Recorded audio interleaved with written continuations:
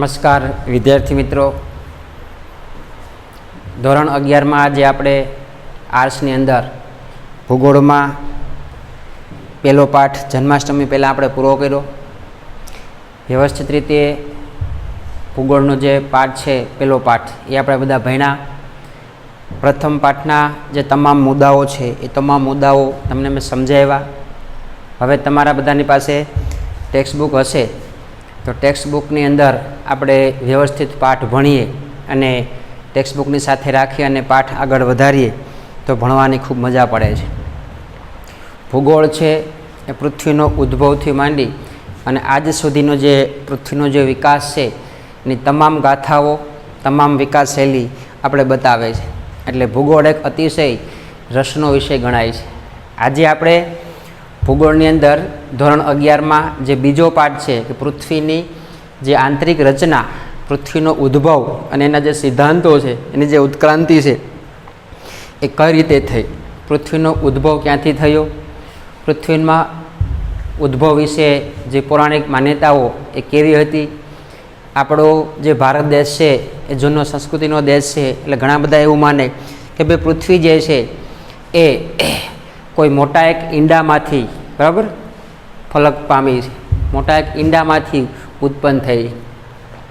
આપણા ઋષિમુનિઓએ વર્ષો સુધી ધ્યાન અવસ્થા કરી બરાબર, અને એ ધ્યાન અવસ્થામાં એવું જાણવા મળ્યું કે ભાઈ પૃથ્વીનો ઉદ્ભવ એ સૂર્ય દેવતાએ એક મોટા ઈંડામાંથી સોનાનું ઈંડું ઉત્પન્ન કરી અને એમાંથી કરેલો છે.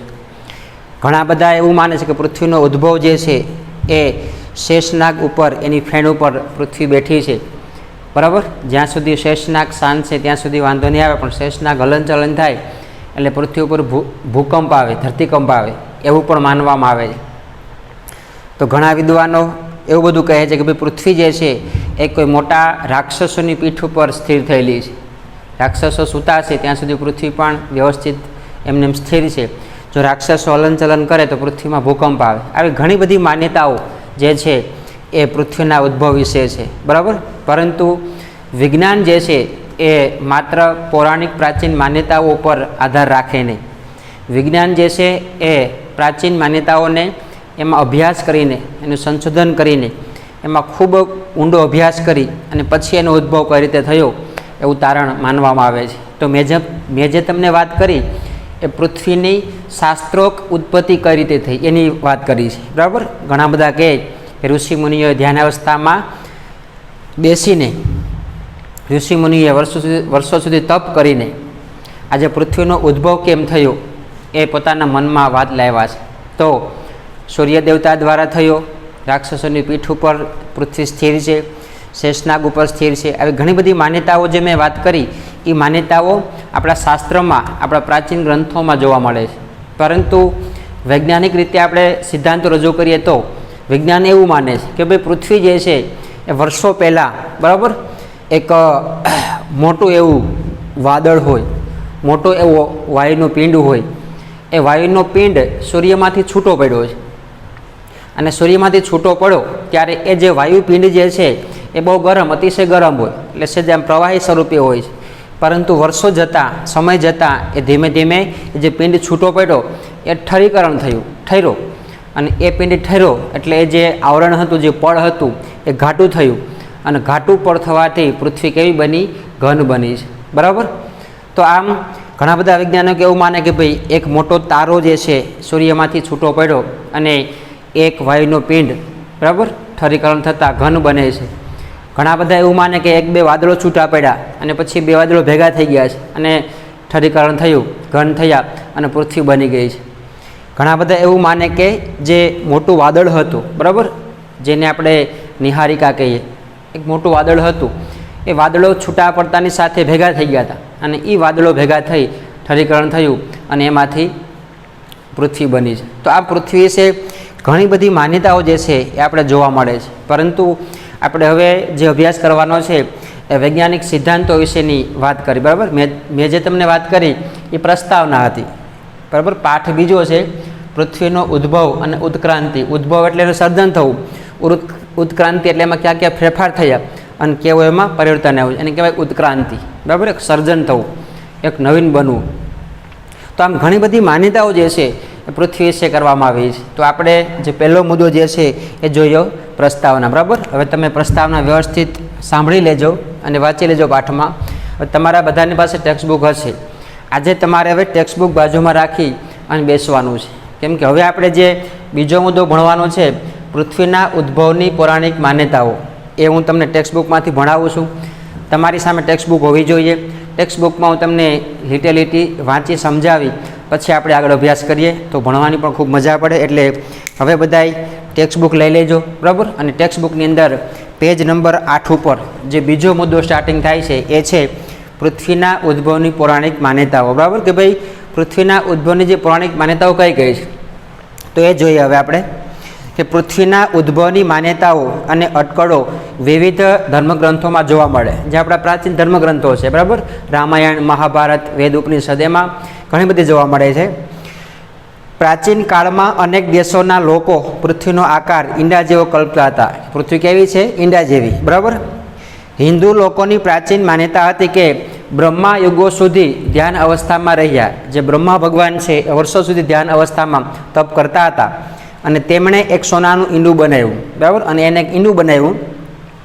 ક્રોએશિયા દેશમાં પૃથ્વીને સૂર્ય દેવતાએ ઉત્પન્ન કરેલું ઈંડું માનવામાં આવે. અને આ જે ઈંડું જે છે કોને બનાવ્યું તો કે બ્રહ્માએ, અને એ ઉત્પન્ન કોને કર્યું? સૂર્ય દેવતાએ. આ જે છે એ આપણી પ્રાચીન માન્યતા છે. આ ઈંડું એ જ પૃથ્વી સ્કેન્ડિનેવિયાના દેશો સ્વિટ્ઝરલેન્ડ, ફિનલેન્ડ અને નોર્વેમાં પૃથ્વીને ઢાલ જેવા આકારની કલ્પી છે. બરાબર, અને આ જે દેશો છે એમ એવું માનવામાં આવે પૃથ્વી જે છે આમ ઢાલ જેવી છે. બરાબર, ઈંડા જેવી, કે ઢાલ એટલે રક્ષણ કરનારું, આમ પૃથ્વી ઢાલ જેવી છે. આ દેશોમાં એવી કલ્પના માનવામાં આવતી. આ ઢાલ જેવી પૃથ્વી એક વૃક્ષ પર ટકેલી છે, અને એક વૃક્ષ ઉપર ટકેલી છે. નીચે વૃક્ષ છે, ઉપર પૃથ્વી છે, એવું માનવામાં આવે. આ વૃક્ષનું મૂળ તે પાતાળ, વૃક્ષનું મૂળ ક્યાં છે? પાતાળમાં છે. અને ઉપરનું છત્ર તે સ્વર્ગ, ઉપરનું છત્ર જે છે એને સ્વર્ગ માનવામાં આવે. આપણે જે સારા કર્મો કરે જે માણસ સ્વર્ગમાં જાય એ રીતે. બરાબર, હિન્દુ ધર્મશાસ્ત્ર મુજબ એક મોટો કાચબો છે, અને આ મહાકાચબાની પીઠ પર 4 મોટા હાથી છે. અને આપણે હિન્દુ પૌરાણિક માન્યતામાં એવું છે એક મોટો કાચબો છે, કાચબા ઉપર, બરાબર, પીઠ ઉપર 4 મોટા હાથી છે, અને તેમની પીઠ ઉપર ઊંધા અર્ધ ગોળાકારે પૃથ્વી ટકેલી છે. અને આમ હાથી ઉપર અર્ધ ગોળાકારે એટલે કેવો આકાર થશે? આમ. બરાબર, આ રીતે પૃથ્વી ટકેલી છે. યાદ રાખજો, અહીંયા જે છે એ 4 હાથી હોય તો 4 હાથીમાં પૃથ્વી અર્ધ ગોળાકાર ટકેલી છે. યાદ રાખજો. બરાબર, પૃથ્વીની વધુ ઊંચાઈએ સૂર્યલોક સ્વર્ગ છે, અને આમ પૃથ્વીથી આપણે ઉપર જાય તો કયો લોક આવે? સ્વર્ગ. આવી હિન્દુ પૌરાણિક માન્યતા માનવામાં આવે છે. કેટલાક લોકોની માન્યતા હતી કે કોઈક રાક્ષસના પ્રચંડ મજબૂત વાંસા પર પૃથ્વી ટકેલી છે. ઘણા એવું માને કે ભાઈ કોઈ મોટો મજબૂત રાક્ષસ છે, રાક્ષસના વાહા ઉપર પૃથ્વી ટકેલી છે, એવું માનવામાં આવે. બરાબર, આ હું જે તમને વાત કરું છું એ આપણે પૃથ્વીના ઉદ્ભવની પૌરાણિક માન્યતાઓ વિશે વાત કરું છું. યાદ રાખજો. એટલે આમાંથી તમારે 2-3 માન્યતાઓ યાદ રાખી લેવાની એટલે ચાલે. બરાબર, જ્યાં સુધી તે રાક્ષસ સૂતેલો છે બધું સરસ છે, કંઈ વાંધો નથી, પણ જ્યારે તે જાગી જશે અને હલવા લાગશે ત્યારે ધરતીકંપ શરૂ થશે. કેમ કે કોઈ પણ રાક્ષસ છે સૂતો છે ત્યાં સુધી સ્થિર છે, પણ જો રાક્ષસ હલે તો ધરતી ઉપર શું આવે? ભૂકંપ આવે. યાદ રાખજો. બરાબર, આપણે ખ્યાલ છે કે હમણાં જામનગરમાં, કચ્છમાં ઘણા બધા ભૂકંપ આવ્યા હતા, પણ મિનિમમ એનો આંચકો સ્કેલ માપ નીચો હતો એટલે વાંધો ન આવે, પણ 4ની ઉપર જાય તો પછી પૃથ્વી ઉપર ખાના ખરાબી થાય. તો આમ રાક્ષસ સૂતો અને જો જાગશે તો ભૂકંપ થશે. કેટલીક પ્રજા માનતી હતી કે પૃથ્વી 3 વિશાળકાય વેલ ઉપર ટકેલી છે. ઘણા એવું માને કે મોટી વિશાળકાય માછલીઓ છે સમુદ્રમાં અને એના ઉપર, બરાબર, આ પૃથ્વી ટકેલી. ઘણા એવું માને છે. વળી પ્રાચીન કાળના લોકો માનતા હતા કે કદાચ આકાશની પાર કોઈ અઘરું, અટપટું અને બુદ્ધિશાળી યંત્ર છુપાયેલું છે. ઘણા એવું માને કે આકાશની ઉપર કોઈ એવું મોટું યંત્ર છે જે પૃથ્વીનું સંચાલન કરે છે, પૃથ્વીને, બરાબર, બનાવે છે. આ યંત્ર ઘડિયાળના યંત્રને કદાચ મળતું આવે છે. ઘડિયાળ જેવું યંત્ર છે, તેમાં કદાચ પર્વતોમાંથી પણ મોટા એવા વિશાળ દાંતાવાળા પૈડા હળવી ગોળ ફરે છે, તેથી તારા સહિત આખા આકાશને પૃથ્વી ફેરવે છે. અને આકાશની પેલી પાર મોટું ચક્ર છે ઘડિયાળ જેવું, અને એમાં મોટા મોટા પહાડો જે મોટા મોટા કાંટા છે, અને કાંટા જે છે આ પૃથ્વીને ફેરવે એવું માનવામાં આવે છે. બરાબર, યાદ રાખજો. જો આ જે છે પૃથ્વી છે, બરાબર, અને આકાશની પેલી પાર શું છે? અહીંયા ઘડિયાળ છે. હવે એ ઘડિયાળના મોટા કાંટા છે, એ મોટા કાંટા દ્વારા પૃથ્વી ફરે છે એવું માનવામાં આવે છે. બરાબર, આપણી પૌરાણિક માન્યતાઓ છે. આપણા પૂર્વજો માનતા હતા કે પૃથ્વી શેષનાગના માથા પર ટકેલી છે. શેષનાગ માથું ધૂણાવે ધરા ધ્રુજી ઉઠે છે. ઘણા એવું માને કે ભાઈ પૃથ્વી જે છે એ શેષનાગ ઉપર ટકેલી છે, આપણે પણ માનીએ, અને શેષનાગ હલે તો ધરતી ધ્રુજે, બરાબર. વળી કેટલાક માનતા હતા કે સૂર્ય પૃથ્વીની આસપાસ ફરે છે, તેથી દિવસ રાત થાય છે. આ તે આપણી પ્રાચીન માન્યતાઓ. અને ઘણા બધા એવું માને કે સૂર્યની આસપાસ પૃથ્વી જે છે એ ફરે છે અને દિવસ રાત થાય છે. તો આજે મેં માન્યતા કીધી રાક્ષસની, સૂર્ય દેવતાની, બરાબર, શેષનાગની, એ બધી પ્રાચીન માન્યતાઓ આપણે હિન્દુ શાસ્ત્રમાં એવું માનવામાં આવે છે. એવું માનવામાં આવે છે કે આજથી આશરે 4.5 અબજ વર્ષ પૂર્વે પૃથ્વીનો ઉદ્ભવ થયો હતો. કેટલા વર્ષ પૂર્વે? 4.5 અબજ વર્ષ પૂર્વે ઉદ્ભવ થયો હતો. ત્યારે તે ગરમ વાયુ ગોળા રૂપે હતી અને સૂર્યમાંથી છૂટી પડી પૃથ્વી, અને એકદમ ગરમ ગોળા રૂપે પૃથ્વી હતી. કાળક્રમે તેની બાહ્ય સપાટી ઠરતી ગઈ, જે બહારની સપાટી જે છે ઠરતી ગઈ, અને પૃથ્વી ઉપર પાતળો ઘન પોપડો અસ્તિત્વમાં આવ્યો. અને પછી ધીમે ધીમે જે બહારની સપાટી ઠરે એટલે કેવું થાય? ઘન બને, ઘાટું બને. પૃથ્વીનો બારોબારનો જે આકાર જે છે આખો અસ્તિત્વમાં આવી ગયો છે, એમાંથી પૃથ્વી બની છે, બરાબર. પૃથ્વી સૌર પરિવારનો એકમાત્ર એવો ગ્રહ છે જેના પર જીવસૃષ્ટિ અસ્તિત્વ ધરાવે છે. અને આપણે ખ્યાલ છે કે આપણા સૂર્યમંડળમાં જે 9 ગ્રહો છે એમાં પૃથ્વી એક ગ્રહ એવો છે કે જ્યાં માત્ર જીવસૃષ્ટિ છે, એ સિવાય બીજા ગ્રહમાં કે જીવસૃષ્ટિ છે નહીં, બરાબર. સૌર પરિવારના ઉદ્ભવ સાથે જ પૃથ્વીનો ઉદ્ભવ જોડાયેલો છે, અને આમ સૂર્યમંડળ સર્જન થયું એની સાથે જ પૃથ્વી પણ સર્જન બની, એવું બધાનું માનવું છે. પૃથ્વીના જન્મ વિશે અનેક ઉત્કલ્પનાઓ, માન્યતાઓ અને સિદ્ધાંતો. ઉત્કલ્પના એટલે અટકળો, ઘણી બધી અટકળો કરી, ઘણી બધી માન્યતાઓ, ઘણા બધા સિદ્ધાંતો રજૂ થયા છે. પૃથ્વીના ઉદ્ભવ વિશે સમજ આપતા નિહારિકાવાદ, ગ્રહણવાદ, ભરતીવાદ, એકતારક સિદ્ધાંત, યુગ્મતારક સિદ્ધાંત, આ બધા સિદ્ધાંતો છે. અલગ અલગ ખગોળશાસ્ત્રીના અલગ અલગ નિયમો, અલગ અલગ પદ્ધતિઓને આપેલી છે, યાદ રાખજો. નિહારિકાવાદ, ગ્રહણોવાદ, ભરતીવાદ, એકતારક સિદ્ધાંત, યુગ્મતારક સિદ્ધાંત, નિહારિકે વાદળ સિદ્ધાંત, સ્ફોટક તારકનો સિદ્ધાંત વગેરે સિદ્ધાંતો છે. હવે એમાં પહેલો છે નિહારિકાવાદ. નિહારિકાવાદ એટલે પૃથ્વી ઉપર કોઈ મોટું વાદળું હોય, બરાબર, ગોળ ફરતું હોય, અને એ વાદળું ઠરે એને નિહારિકા કહેવાય છે, યાદ રાખજો. પાછળ આકૃતિ પણ આપેલી છે. પછી ગ્રહણોવાદ કે ભાઈ પૃથ્વી ગ્રહ રૂપે અસ્તિત્વમાં આવે, શું કહેવાય? ગ્રહણોવાદ. પછી ભરતીવાદ કે ભાઈ સમુદ્રમાંથી ભરતી આવી અને એ ભરતીને કારણે પૃથ્વી બની, એને કહેવાય ભરતીવાદ. એક તારક સિદ્ધાંત, એક મોટો તારો ગ્રહમાંથી છૂટો પડ્યો અને એક તારામાંથી પૃથ્વી બની, એને એક તારક સિદ્ધાંત. યુગ્મ તારક સિદ્ધાંત, યુગ્મ એટલે જોડેલો, બરાબર, કે 2-3 તારા હોય ભેગા થઈ ગયા છે, પછી ઠર્યા અને એમાંથી પૃથ્વી બની, એને કહેવાય યુગ્મ તારક સિદ્ધાંત. નિહારિકે વાદળ સિદ્ધાંત, બરાબર, મેં આગળ વાત કરી પ્રમાણે કે મોટું વાદળું હોય ઠરે અને જે પૃથ્વી બને. અને પછી આવશે સ્ફોટક. સ્ફોટક એટલે વિસ્ફોટ થવો, કે ભાઈ સૂર્યમાંથી કોઈ એવો વિસ્ફોટ થયો હોય કે જે ટુકડો અલગ પડ્યો અને એમાંથી પૃથ્વી બની, એને કહેવાય સ્ફોટક સિદ્ધાંત. વગેરે સિદ્ધાંતો આ બધા પૃથ્વીના અટકળો કરેલા છે. આ બધા સિદ્ધાંતો આપેલા છે અલગ અલગ વિદ્વાનોએ. જરૂરી સમર્થન કે પુરાવાના અભાવે દરેક સિદ્ધાંત વિવાદાસ્પદ રહ્યો છે. અને પછી જો આનો કોઈ પુરાવા નથી કે આના કોઈ સિદ્ધાંતો સ્પેશિયલ નથી, એમ આ એક વિવાદનો મુદ્દો છે. અમુક કહે કે એક તારામાંથી બની, અમુક કહે કે સૂર્યમાંથી છૂટી પડી. એટલે કોઈ પણ જ્યારે નિયમ હોય કે કોઈ પણ આપણે સંશોધન કરીએ એમાં પુરાવા ન હોય તો એ મુદ્દો કેવો બને? વિવાદરૂપ બની જાય છે, એક ચર્ચાનો મુદ્દો બની જાય છે. તો આ રીતે આપણે ખ્યાલ છે પૃથ્વીનો ઉદ્ભવની આવી પૌરાણિક માન્યતાઓની આપણે વાત કરી, બરાબર. તો આ મુદ્દો પણ બહુ સહેલો છે, તમે વ્યવસ્થિત સમજી લેજો. એટલે આપણે બીજો મુદ્દો જે છે ભણ્યા પૃથ્વીના ઉદ્ભવની પૌરાણિક માન્યતાઓ, યાદ રાખજો, બરાબર. ઈંડા જેવો આકાર હતો, ઋષિ બ્રહ્માએ ધ્યાન અવસ્થામાં એ પૃથ્વીને કેમ ઉદ્ભવ થયો એની માહિતી મેળવી. રાક્ષસના પીઠ ઉપર પૃથ્વી ટકેલી છે, શેષનાગના માથા પર પૃથ્વી ટકેલી છે, બરાબર, વેલ માછલી ઉપર પૃથ્વી છે. આવા ઘણા બધા સિદ્ધાંતો પૃથ્વીના ઉદ્ભવ વિશે કરેલા છે. એ સિવાય ઘણા બધા વાદ, ઘણા બધા સિદ્ધાંતો આપ્યા છે, પણ બધું જે છે એક વિવાદાસ્પદ, એક અટકળ કરવામાં આવે છે. તો આ જે મુદ્દો જોયો એ કયો મુદ્દો છે?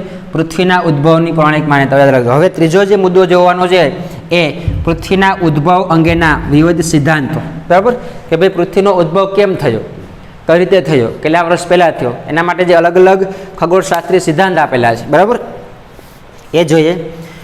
ટેક્સ્ટબુક બધા સાથે રાખજો. ટેક્સ્ટબુકમાં હું વાંચતો જાઉં અને સમજાવતો જાઉં, જેથી કરીને તમને વાંધો ન આવે. નકર મોઢે સમજાવું તો અમુક મુદ્દા રહી જાય તો પ્રોબ્લેમ થાય. એટલા માટે ટેક્સ્ટબુક સામે રાખી અને જેમ હું બોલતો જાઉં તમે પણ સામે સમજતા જજો, બરાબર. હવે આપણે ત્રીજો મુદ્દો જોવાનો છે પૃથ્વીના ઉદ્ભવ અંગેના વિવિધ સિદ્ધાંતો, બરાબર. પૃથ્વીનો ઉદ્ભવ કેમ થયો એના માટે કોણે કોણે સિદ્ધાંત આપ્યા તે. પૃથ્વીના ઉદ્ભવ અંગે વૈજ્ઞાનિકો અને તત્વજ્ઞાનીઓ, તત્વવેતા એટલે કે તત્વને જાણનાર, પ્રભુને જાણનાર સિદ્ધાંતો અનેક ઉત્કલ્પનાઓ રજૂ કરે છે, જેને આપણે 3 વિભાગમાં વહેંચીએ, બરાબર. જે અલગ અલગ ખગોળશાસ્ત્રીઓ છે એ 3 પ્રકારે વિભાગ પાડે છે. એક આવશે એક તારક ઉત્કલ્પના, બીજો આવશે દ્વૈતારક ઉત્કલ્પના અને ત્રીજો આવશે વાયુવીય ધૂળીવાદળો આધારિત ઉત્કલ્પના. આ 3 ઉત્કલ્પનાઓ સિદ્ધાંત દ્વારા આપણે મળે છે. હવે જોઈએ આપણે એક તારક ઉત્કલ્પના કોને કહેવાય, બરાબર, યાદ રાખજો ખાસ. તો જોઈએ આપણે કે આ ઉત્કલ્પના પ્રમાણે પૃથ્વીનો ઉદ્ભવ એક તારામાંથી થયો હોય એવું માનવામાં આવે છે, બરાબર. તેને એક પૈતૃક ઉત્કલ્પના પણ કહે છે, યાદ રાખજો, બરાબર. આ એનું બીજું નામ છે, પૈતૃક ઉત્કલ્પના. એક તારો એમાંથી પૃથ્વી બની એને શું કહીશું આપણે, એક તારક ઉત્કલ્પના. પછી બીજું દ્વૈતારક, બરાબર, અથવા યુગ્મ તારક, કે 2 તારાના અથડાવાથી પૃથ્વીનો ઉદ્ભવ થાય એવું માનવામાં આવે છે, બરાબર. આનું બીજું નામ શું છે, તો કે યુગ્મ તારક, બરાબર. 2 તારા હોય ને ભટકાય, અથડાય, પૃથ્વી બને, એને કહેવાય યુગ્મ તારક. પછી ત્રીજું વાયુવીય ધૂળીવાદળો, બરાબર. તો જોઈએ આપણે કે આ ઉત્કલ્પના પ્રમાણે સૌર પરિવાર એટલે કે સૂર્યમંડળમાં ઉદ્ભવ વાયુ અને ધૂળ જેવા આદિ પદાર્થોમાંથી થયો માનવામાં આવે કે ભાઈ સૂર્યમંડળમાં ઘણી બધી ધૂળ રજકણો હોય અને વાયુ જે છે એ ભેગા થાય, પછી ઠરે અને જામી જાય, એમાંથી પૃથ્વી બને. તો આમ 3 જે ઉત્કલ્પનાઓ જે છે એ આપણે મળે છે. કેટલી મળે છે? 3, યાદ રાખજો, બરાબર. એક તારક એટલે એક તારામાંથી ઉત્પન્ન થઈ પૃથ્વી, તે એનું બીજું નામ જે છે પૈતૃક ઉત્કલ્પના, બીજું જે છે દ્વૈતારક ઉત્કલ્પના એટલે કે 2 તારાના અથડાવાથી પૃથ્વી બને, બરાબર, એનું બીજું નામ છે યુગ્મ તારક. અને ત્રીજું જે છે એ વાયુવીય ધૂળી વાદળો, કે ભાઈ પૃથ્વી સૂર્યમંડળમાં ધૂળ અને વાદળો ભેગા થઈ અને જે ઘાટો પોપડો બન્યો એને કહેવાય ધૂળી વાદળો. તો આમ 3 રીતે આપણે જોયા, બરાબર, પૃથ્વીનો ઉદ્ભવ કઈ રીતે થયો અને એમાં કયા કયા સિદ્ધાંતો જોવા મળે છે. હવે આપણે જોઈએ એક તારક ઉત્કલ્પના, બરાબર. એમાંથી કોને કોને સંશોધન કર્યું, એક તારકમાં કયા કયા વિદ્વાનોએ મંતવ્યો આપ્યા છે. વાયુવીય રાશિ ઉત્કલ્પના જર્મન તત્વજ્ઞ એમ્યુઅલ કાન્ટે, યાદ રાખજો નામ, બરાબર, આ ઉત્કલ્પનાની ભેટ આપી છે. જે ઇમેન્યુઅલ કાન્ટ જે છે એણે આ ઉત્કલ્પના આપી છે, બરાબર. એના મત પ્રમાણે અવકાશમાં ઠંડુ અને ગતિહીન વાયુ વાદળ હતું. વાયુવીય વાદળના વાયુકણોના પારસ્પરિક ગુરુત્વાકર્ષણ બળને કારણે એ ગરમ અને પોતાની કાલ્પનિક ધરી પરથી નિહારિકામાં રૂપાંતર પામ્યું. કે ભાઈ આખું બ્રહ્માંડ જે છે એમાં ઘણા બધા ધૂળના રજકણો હતા, પરંતુ એકબીજા રજકણો વચ્ચે ગુરુત્વાકર્ષણ બળ હતું એટલે બધા ભેગા થઈ ગયા અને એમાંથી મોટું વાદળ બન્યું. એટલે શું બની ગયું? પૃથ્વી, બરાબર, એક તારો બન્યો છે. એને કહેવાય એક તારક ઉત્કલ્પના, બરાબર. નિહારિકા વાદળ ઉત્કલ્પના 1796માં ફ્રાન્સના ખગોળશાસ્ત્રી અને ગણિતજ્ઞ લાપલાસાએ કાન્ટની વાયુવી રાશિ ઉત્કલ્પના પ્રમાણે સુધારો બતાવ્યો, બરાબર, કે ભાઈ આ જે વિચારો જે છે એ વાયુવીય પદાર્થ અને ધ્રુવીય રાશિના આદિ પદાર્થમાંથી સૂર્યગ્રહોનો ઉદ્ભવ થયો છે. કે ભાઈ જે પદાર્થો જે છે માત્ર વાયુમાંથી નથી, પરંતુ સૂર્યના અમુક ભાગમાંથી પણ અમુક જે પદાર્થો મળ્યા છે અને એને કારણે આ ગ્રહ બન્યો છે. તો આમ એક તારકમાં 2 છે, ઇમેન્યુઅલ કાન્ટ અને લાપ્સાએ પોતપોતાની જે સિદ્ધાંતો જે છે રજૂ કર્યા છે, બરાબર. હવે આવશે બીજું યુગ્મ તારક એટલે કે દ્વૈતારક, બરાબર. ગ્રહાણુ ઉત્કલ્પના 2 અમેરિકન વૈજ્ઞાનિક, એક ટીસી ચેમ્બર અને બીજો આવશે મોલ્ટને. એણે એવું કીધું 1900માં ગ્રહાણુ ઉત્કલ્પના આપી. તેઓના મત અનુસાર બ્રહ્માંડમાં સૂર્ય પાસેથી એક ભ્રમણશીલ પ્રવાસી તારો પસાર થયો. તો બ્રહ્માંડ જે છે સૂર્ય પાસેથી એક મોટો તારો પસાર થયો, બરાબર. આ તારાના ગુરુત્વાકર્ષણ બળના કારણે સૂર્ય સપાટીથી કેટલાક પદાર્થ છૂટા પડ્યા અને બ્રહ્માંડમાં દૂર દૂર વિખરાઈ ગયા. અને આમ સૂર્ય સપાટીમાંથી ઘણા બધા અમુક તારા છૂટા પડે અને બ્રહ્માંડમાં અલગ અલગ જગ્યાએ સ્થિર થઈ જાય છે. આ છૂટા પડેલા ભાગ ગ્રહોમાં રૂપાંતર થયા અને તે સૂર્યની આસપાસ ફરવા લાગ્યા, બરાબર. આ ઉત્કલ્પનાને સર જેમ્સ જીન્સ અને પછીથી સર હેરોલ્ડ જેફરીએ સમર્થન આપ્યું અને આ 2 જે વૈજ્ઞાનિકો જે છે એને સમર્થન આપ્યું અને આમ એમાંથી, બરાબર, ગ્રહાણુ ઉત્કલ્પના શરૂ થઈ. જો અહીંયા આપણે આકૃતિ આપેલી છે આ રીતે, બરાબર. આ સૂર્ય છે, એની બાજુમાંથી અલગ અલગ તારા પસાર થયા, બરાબર, અને આખું સૂર્યની આસપાસ ફરવા લાગ્યું અને આખું બ્રહ્માંડ ઉત્પન્ન થયું. તો આમ યુગ્મ તારકની અંદર એ, બરાબર, એક ટીસી ચેમ્બર અને મોલ્ટને આવા સિદ્ધાંતો આપી અને પૃથ્વીનો ઉદ્ભવ થયો એવું માનવામાં આવે છે. પછી ત્રીજો આવશે વાયુવીય ધૂળી વાદળ, બરાબર. એમાં 2 પ્રકાર છે, એક આંતરતારકીય ધૂળી અને બીજો આવશે નિહારિકા વાદળ, યાદ રાખજો. એમાં પહેલું આપણે જોઈએ આંતરતારકીય ધૂળી, બરાબર. રશિયન વિચારક ઓટો સ્મિડે સૌર પરિવાર ઉદ્ભવના સંદર્ભમાં આંતરતારકીય ધૂળી વાદળની ઉત્કલ્પના રજૂ કરી. તેના મત અનુસાર બ્રહ્માંડમાં સૂર્ય હતો જ લગભગ 600 કરોડ વર્ષ પહેલાં ગ્રહોનું નિર્માણ કરનાર પદાર્થ પરમાણુ સ્વરૂપે હતા. 600 વર્ષ પહેલાં, બરાબર, જે ગ્રહો ઉત્પન્ન થયા એ બધા એક પરમાણુ સ્વરૂપે હતા, બરાબર. સમયાંતરે આ પરમાણુમાંથી વાયુનો ધૂળી વાદળોની ઉત્પત્તિ થઈ અને સમયાંતરે સમય ગયો, જે આપણા પરમાણુ હતા એમાંથી એક વાદળું બન્યું, બરાબર. સૂર્યની આકર્ષણ શક્તિના કારણે તારાના મધ્યમાં રહેલા ધૂળીકણો અને વાયુવીય વાદળો પરસ્પર પોતાની તરફ આકર્ષિત થયા અને આમ જે અલગ અલગ છૂટા જે વાયુ હતા, જે વાદળો હતા, એ બધા ગુરુત્વાકર્ષણ બળને કારણે છૂટા આપણી પાસે નજીક આવે છે, બાજુમાં આવે છે, બરાબર. ધૂળી અને વાયુકીય વાદળો એક ચપટી તાશકના રૂપમાં સૂર્યની ચારે તરફ પરિક્રમા કરવા લાગ્યા અને આમ જે ધૂળી વાદળો જે છે સૂર્યની આસપાસ, બરાબર, આમ ચપટા એમ કેવા તો કે આ રીતે, બરાબર, આવા ચપટા, બરાબર, આવા ચપટા જે છે એ સૂર્યની આસપાસ ફરવા લાગ્યા. જો આકૃતિ જે આ, બરાબર, એ ફરવા લાગ્યા અને એમાંથી ગ્રહોની ઉત્પત્તિ થઈ. તો આ રીતે ઉપગ્રહનો ઉદ્ભવ થયો. તો આમ આંતર તારકીય વાદળ કે ભાઈ સૂર્યના જે આસપાસના વિસ્તાર છે એમાં પરમાણુ ઘટ વાદળો હતા, બરાબર. હવે એ પરમાણુ અણુઓ જે છે એકબીજાથી આકર્ષાયા અને આકર્ષાય એટલે સૂર્યની આસપાસ ફરવા લાગ્યા અને એમાંથી શું બન્યું કે આખું ગ્રહ મંડળ કો આપણું સૂર્યમંડળ બની જાય છે. બીજું જે છે એ આવશે નિહારિકા વાદળ ઉત્કલ્પના, બરાબર. બીજો જે મુદ્દો જે છે એ જોયું આપણે નિહારિકા વાદળ ઉત્કલ્પના. તો જર્મન વિચારક કાર્લ વાયજાસ્કરના મત અનુસાર વાયુવીય અને ધૂળી રાશિ વાદળમાં સૂર્યનો પ્રવેશ થયો, બરાબર. વાયુકીય અને ધૂળી રાશિમાં સૂર્યનો પ્રવેશ થાય છે. સૂર્યના આકર્ષણ બળના કારણે વાયુવીય ધૂળી વાદળોનો કેટલાક ભાગ સૂર્યનું પરિક્રમણ કરવા લાગ્યો અને આ જે ધૂળી વાદળો જે છે, વાયુનો જે અમુક ભાગ જે છે સૂર્યની આસપાસ ફરવા લાગ્યો, બરાબર. કેટલોક ભાગ અંતરિક્ષમાં ફંગોળાઈ ગયો, કેટલોક ભાગ જે છે અંતરિક્ષમાં આમ દૂર દૂર સુધી જતો રહ્યો, અમુક ભાગ બાજુમાં રહ્યો, અમુક ભાગ છેટો રહી ગયો. ધૂળી રજકણો પરસ્પર સંગઠિત થઈ મોતીઓની માળા સ્વરૂપમાં ગોઠવાયા અને આમ જે ધૂળીકણો હતા જે માળાની જેમ, મણકાની જેમ કે બીજા હરોળમાં ગોઠવાઈ જાય છે, બરાબર. આ રીતે આપણે કેમ માળામાં મણકા હોય એ રીતે, બરાબર, બધા ગોઠવાઈ જાય છે, ગોઠવાઈ ગયા છે. સમયાંતરે મોટા સ્વરૂપની મોતી ગ્રહો નાના સ્વરૂપના મોતી ગ્રહો બની ગયા અને આમ સમય ગયો જે મોટા જે બધા ગ્રહો હતા એ ગ્રહ બની જાય છે, બરાબર, અને જે નાના ગ્રહો હતા એ શું બની ગયું, ઉપગ્રહ બની જાય છે. આમ આ પ્રકારના ગ્રહોની રચના લગભગ 10 કરોડ વર્ષ પહેલાં થઈ અને આની રચના કેટલી થઈ, 10 કરોડ વર્ષ પહેલાં, બરાબર. તો આ રીતે આપણે જોયું કે ભાઈ આંતરતારકીય ધૂળી વાદળ જે છે એ સૂર્યની આસપાસ જે વાદળો હતા એકબીજાથી આકર્ષાય અને જે ઘટ બને છે અને એમાંથી શું બની ગયું, પૃથ્વી બની છે, બરાબર. આખું ગ્રહમંડળ બની જાય છે. પછી બીજું નિહારિકા વાદળ કે ભાઈ અમુક જે સૂર્યની આસપાસ જે કોઈ એવો સ્ફોટક વિસ્ફોટ થયો હોય તો અમુક ગ્રહો જે છે દૂર ફેંકાઈ ગયા, અમુક ગ્રહો જે નજીકમાં રહ્યા છે, બરાબર, અને સૂર્યની આસપાસ ફરવા લાગ્યા એટલે મોતીની માળાની જેમ ગોઠવાઈ જાય છે. તો આમ આ રીતે પૃથ્વીની જે ઉત્પત્તિ થઈ અને એમાંથી ગ્રહમંડળમાંથી પૃથ્વી એક મળે છે, બરાબર.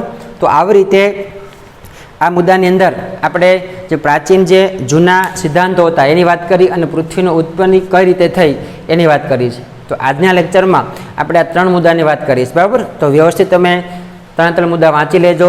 જે અમુક ખગોળશાસ્ત્રી જે છે એના નામ પણ વ્યવસ્થિત 2 વખત વાંચી લેજો. દરેક મુદ્દાની અંદર એક એક 2 વિગત આપણા મગજમાં હોવી જોઈએ તો વાંધો આવે નહીં, યાદ રાખજો ખાસ, બરાબર. ખાસ પ્રસ્તાવના, પૃથ્વીના ઉદ્ભવની પૌરાણિક માન્યતાઓ અને પૃથ્વીનો ઉદ્ભવના કેવા સિદ્ધાંતો જે છે એની આપણે વાત કરી છે, બરાબર. હવે આગળના લેક્ચરમાં આપણે પૃથ્વીના ઉદ્ભવના આધુનિક સિદ્ધાંતો જે કેવા કેવા છે, બરાબર, એમાં નિહારિકા ઉત્કલ્પના અને ભરતી ઉત્કલ્પના એ આપણે આગળના પીરિયડમાં જોશું. એમ વ્યવસ્થિત ભૂગોળ જે છે એ વાંચનનો વિષય છે. કોઈ પણ સિદ્ધાંત કે કોઈ પણ મુદ્દો જે છે તમે 2-3 વખત વાંચો તો આરામથી સમજાય, બરાબર. તો આજે આપણે અહીં સુધી રાખીએ, બરાબર, અને વ્યવસ્થિત મહેનત કરજો તો વાંધો આવશે નહીં. અસ્તુ.